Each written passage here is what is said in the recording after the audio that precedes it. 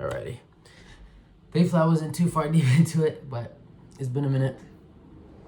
I might just go straight into it. But I've been quiet, and there's a few things, two to three things I want to talk about. And this is for myself to just look back on. But one thing I've been realizing more is the phrase that a lot of these entrepreneurs or people of knowledge, they'll say, don't let other people dictate your life. And even my mom said this to me. And I understood that, but it's like, no one's telling me what to do, I'm doing it. But even you dictate your life in your brain when you are not believing and trusting and doing what you want to do. Like, you ever just sit down and like you're on your phone, you're like, bro, I need to get off my phone. Like, get off my phone, and you're like kind of like yelling it to yourself, but you're not doing it. You're just in that habit. I'm not talking about that. That's a whole different thing. That's also a way you dictate your life, but that's just you not listening to you. What I'm talking about is more when it comes to friendships, when it comes to people around you. I think about it like this. Quick example is like, let's say you go with your friends. You're all your friends in a gym somewhere. I'm going to give a very gym specific, and I could give another one, but for now, let's stick with the gym. You're in the gym, blah, blah, blah. Some of your friends go, some of your friends don't, whatever it may be. And let's say you're still new to the gym, or you've been in the gym for a while, but you do something wrong. Someone tells you, oh, you're doing it wrong, blah, blah, blah. Or they tell you, oh, so look at big man, he's in the gym now, this, that, and the other, and you're gassed, right? Which is fine, there's nothing wrong with that. But the point I'm trying to make is like, now when they say something that makes you shift on how you do stuff. So they can make a comment of like, oh, you're like, okay, I see you, big man. Okay, I see you, but you ain't got no time for your friends. Now, like, what's going on? And maybe you can make time for your friends, right? But that little comment that they did, or it could be something where they want to normalize your change. They want to normalize the change that you're making to back to who you were, if that makes sense. But they don't know they're doing it. It's just out of their comfort zone that you're changing, or something like that, right? And sometimes that happens, but people still want the best for you, and they have good intentions, and they really want to see you strive, but sometimes they still have things they hold on. So you can't hold it to them, but then that's when you distance. But anyways, to get back what I wanted to say is like, those parts where they change your life, those parts are where they dictate your life. Like, my mom has said this to me a lot, like, don't let none of your friends dictate what you do and how you do it and whatever it is. Like, I have meetings that I'm going to for the agency, and I'll maybe do another video update for that, or maybe in this one just give a whole dump. But I have meetings, and I told my partner I'm strictly just gonna focus on I'm gonna strictly focus on my work of my schoolwork, because like right now I'm doing a wireframe for like my Figma class, and like I've been postponing it, and I'm not gonna lie, I haven't been doing a lot of much. Like I've been making my phone calls. The past week or two I haven't, just because again it's just full locked in on school. But I'll be fully locked in on school, but then I'll watch hella YouTube videos. It could be about whatever, but to me that's junk. If I'm not doing it, then I'm not doing it. But it's just like I wasted so much time. So now I could have gone to the gym, I could have done something else, but I wasted my time on legit nothingness. Like nothing. Like, at least if I'm gonna waste my time, let me go to the gym. If I'm not gonna waste my time, whatever it is. And I know like once school's done, like I'm gonna build a system for myself that I've been building that I'm gonna stick with. But even then, it's like I put this upon myself for being late on assignments and being late and da-da-da. And it's just because I don't like school. But I'm not gonna lie, two of my classes that I could have paid attention a lot more in talked about stuff that I actually like. But it's just because it's coming from school, I just don't want to hear it. So it's like putting my pride aside in that too. But anyways, I went kind of to something else. But so as I have these meetings, and they're coming in my class time. And that's just like, damn, I could be falling behind. But it's just like, that's where my friend, like my partner, he's doing his thing. He has his, like, we live in two different households. He has his dynamic, I have mine. Yes, I need to say what I want. Say I need to be vocal, of course, because like, how is he gonna know? But even then, I'd say even after saying that, you become vocal, the people, they might be understanding, but they're still gonna live their day-to-day. So they're gonna live theirs. So once you do something different that's out of line of them, and you try to work it with them on how they like stuff, that's living again it's like living for others, but it's like they're dictating your life subconsciously or without knowing it. It's just because of who you are. And I don't know if that's making sense, but yeah, like you could be acting a certain way, right? Like you're joking around, that's how you joke. And maybe one of your friends is nonchalant, the other one's hyper like you, another one is just like in the middle, another one's a lot calmer, more quieter, whatever it is. And you like a lot of your different friends, so you try to dictate your life on how they do things. But maybe you can do some things that are similar or in the same aspect of things, but maybe just not how they do it specifically. Because it doesn't have to align with them, you just have to do you. And it's just like, damn, why am I doing this? Why am I worried about what they think of me and this and another and trying to prove myself to them when I need to prove myself to me? So that's just something I've been thinking of, and just I haven't made a video, so I was thinking maybe I should share it. And then obviously no one really watches it, but for myself to understand it, because I know where I am at this point in life. So yeah. But yeah, truth be told, it's just like I do that a lot and I don't like doing it. So how do you do it but not come across in a mean way? That's what I'm trying to learn. Is like if somebody like I can play it off nice, like let's say it's the gym thing, like, oh no, I'm just trying this out, seeing if it works, and be like, yeah, okay, but I'm telling you now. And then maybe they're alright, maybe they are, but I'm gonna just focus on me. Let me learn it. Let me not be too hard on myself. And even too, like, yes, it's good to learn from people who are knowledgeable so you don't make the mistakes.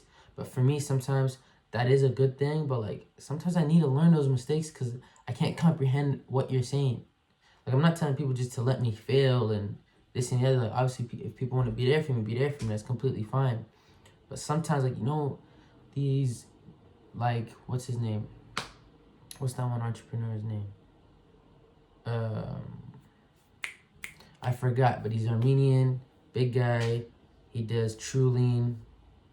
I'm gonna remember his name. I'm gonna be pissed that I didn't say it. But look up the guy, the owner of True Lean supplements. Yeah, I haven't listened to this podcast in a minute, but he was like someone who's messing about. His parents were most likely telling him, stop doing this, stop hanging around these people. But until he was about to go to jail, that's when it hit him, like, oh, these people were right. Or not even these people were right, but I gotta stop doing this for me. Because like sometimes it don't matter what the crowd is telling you. It's just like you're either trying to go against them to rebel, or you're just still trying to figure things out. So whatever they're saying could be 100% true and you know it, but it's just not really registering. So it's just like you gotta go through it. And I feel like that's the kind of person I am. And sometimes I hate that because like sometimes I get lazy and because I'm in a comfortable state right now.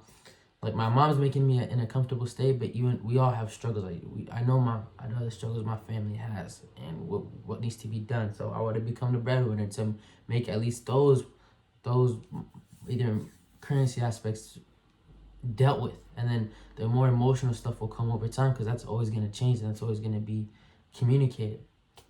At least in my family is very open to speak it. So to me, that's what I kind of understand. But it's just like because I'm comfortable, I don't have to worry about it. And sometimes in the back of my mind, I'm thinking, what if I just leave and just think of like putting myself in this position to make as much as I can make, because I think so much better and can get stuff so much better when I'm in a crunch time or when I'm in a rut or when I'm in a like what's it called? Like I'm really good at problem solving in stressful times rather than in normal times. Like I can find a solution that's really good and like when I'm not stressed out or anything, but when I'm stressed out, that's like the best time I think of it. Like when like my heart starts beating fast and I'm thinking like I gotta focus on this and that.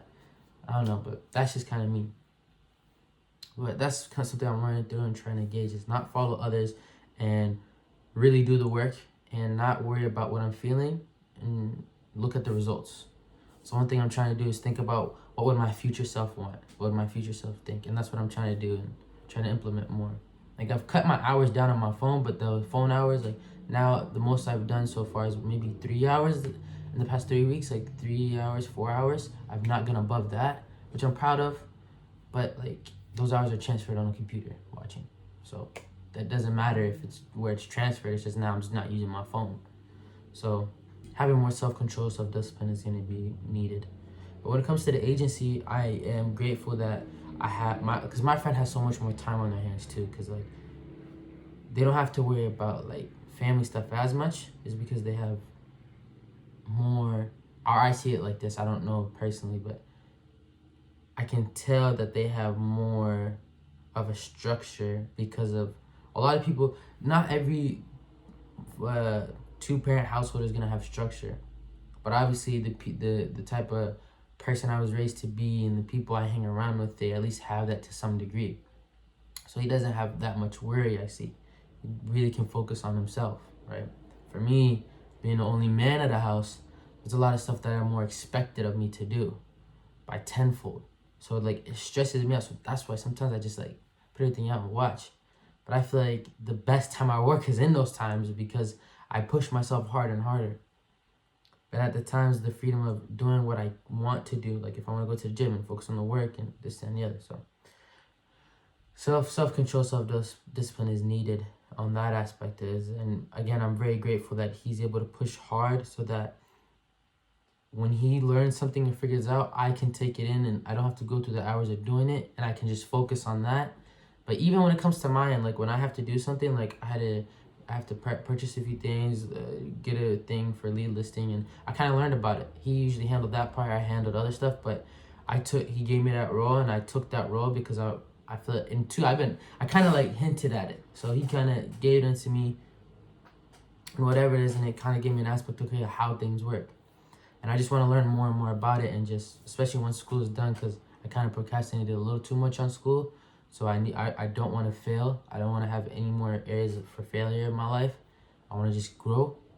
So obviously I want to fail in things because that's how you grow. But I'm talking about like controllable failures. Like if I didn't do the work and I failed, that's the failures I don't want. I want to put in the work as hard as I could at the time, and if I fail, that's fine because I'll learn, not because I didn't do anything at the time and I failed. So that's what I kind of mean. So making sure I finish strong at least, and just in the summer just pushing myself physically, mentally, in a sense of physically in my physical health, my nutritional health, in a sense of too as my mental health, in a sense of self-discipline, self-control, and focusing on my work, because I feel like this is the year of money making. So this journey is going to be amazing. I can't wait for it, but there's a lot of room for improvement. And another thing too that I also say in this couple minutes that I have left is that like you are also like sometimes you have to sacrifice. I always give like there was a time where my older sister was joking around because I was being a little bit stingy, and she's like, "Oh, so you can go out and eat with your friends, but you can't give your family money." And we all have our stuff. She could probably be the same exact way, but she just said it, right? I'm not saying she is, but let's just say she said it. And one thing that hit me was like, yes, why am I like that? So whenever they asked me and I was being stingy, I instantly gave it there. And from then on, I'm like, money is not a factor to me. It's not, that doesn't matter. I'll always give. Because in Islam, like the more you give, the more you kind of receive, and then especially on the intention of giving. But then it started to get to a point where I feel like, okay, now I'm giving my all and I'm not giving myself. Now, how do I balance that? Because I don't think Allah will say, don't give yourself anything, but then also he'll say, also like it's like known in Islam, like if you have your last amount of whatever and you give it all, with the hopes that Allah will give you more, or even just because of righteousness or kindness, you'll receive so much more. So I try to balance it, and for right now, I feel like I'm in kind of Imam Ghazi's spot of when he was with his mother at the time, of him dropping out of school at 14 or 15 or whatever it was, and his mom getting mad at him. Obviously, I'm 20, he's 14, that's completely different, but my thought process is the arguments that they had and whatever was going on until it succeeded for him, then she came on board because it was right, it was proof for her. And the thing is too, I don't know if his mom is similar, but my mom is also, she plays both playing fields. She says, do this, but also keep this for yourself. And like balance it out well and help them in need and all stuff. But I feel like now, all the earnings I work on a Saturday for sales, and then the rest I'm working at school because I thought if I'm at least gonna get work done, or if I'm messing around, let me get paid to do that. So when I go to do that, I'm getting paid. So all the money that I make from both of those, like every single dime is going straight into the business, to whatever you need to invest in, clothes, pins, lead listing, whatever the heck it may be. I'm putting that all there. And for right now, that's the only source of income that I have. So I want to make sure all of it goes for some value.